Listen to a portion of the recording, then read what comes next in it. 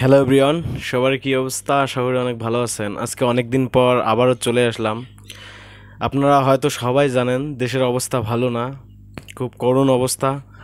আর প্রায় 7 দিন হাতে আমরা ওয়াইফাই থেকে শুরু করে নেট থেকে বিচ্ছিন্ন ছিলাম। গত পরশু দিন থেকে হালকা একটু করে ওয়াইফাই পাইতেছি, কিন্তু এখনও নেট পাই নাই, ইন্টারনেটটা পাই নাই। আর ফেসবুকে তো ঢোকাই যাচ্ছে না। অন্য সিস্টেমে ভিপিএন কানেক্ট করে ফেসবুকে ঢুকে ভিডিও দেখতে হচ্ছে।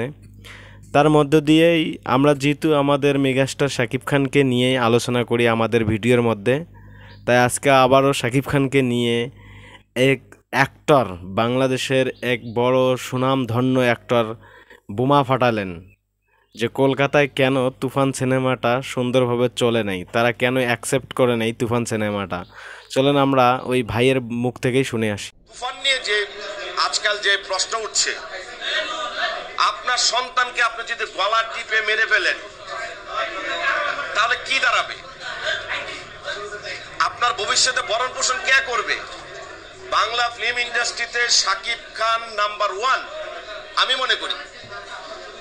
আমি তার প্রিয়তমা দেখেছি আমেরিকাতে, বাংলাদেশেও দেখেছি, গুলোই দেখেছি দেশের বাইরে।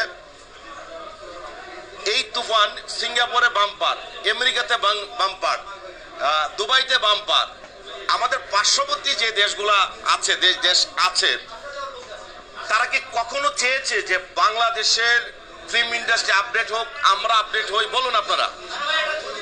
না, তারা হয়তো ওই রকম চাইলে আমরা আরো এগিয়ে যেতে পারতাম। আপনি দেখেন গতবার কিন্তু সুরঙ্গটা ইন্ডিয়াতে রিলিজ দেওয়া হয়েছিল, বাংলাদেশে ভালো চলেছে, ইন্ডিয়াতে চলে নাই, বিকজ অফ পাইরেসি।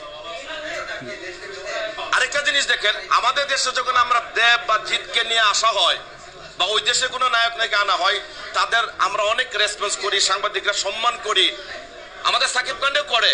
বাট এই যে দেবের একটা খুচা আপনারা টের পেয়েছেন, জিত যে বললো এখানে বাজার খোলা আছে, সবাই আসতে পারে, এটা কিন্তু মন থেকে বলে নাই। মুখে বলছে সাকিব সুপারস্টার, বাট মন থেকে চাচ্ছে না। আমরা কিন্তু তাদের ভালো চাই। আমরা আমাদের প্রত্যেকটা ঘরে ইন্ডিয়ান চ্যানেল আছে, আমাদের চ্যানেল কি ইন্ডিয়াতে আছে? নাই, আমরা পাচ্ছি না। কেন পাচ্ছি না? বন্ডিংটা আমাদের মধ্যে দূরত্ব আছে। আমরা ভালোবাসি মন থেকে, ওরা মন থেকে ভালোবাসে না, ভালোবাসে উপর থেকে। এভাবেই করে তো আমরা আমাদের বাংলাদেশকে হারাবো। একদিন হয়তো আমরা বাঙালি পরিচয় দিতেও লজ্জাবোধ মনে করব। এই দেশটা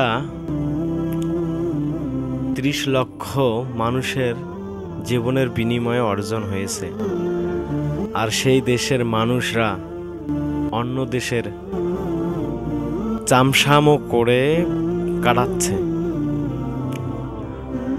যাই হোক, আপনারা কথাগুলো তো শুনলেন, এই ভাইটা কি বলল, কেনই বা শাকিব খানের তুফান সিনেমা কলকাতাতে সুন্দরভাবে চলে নাই।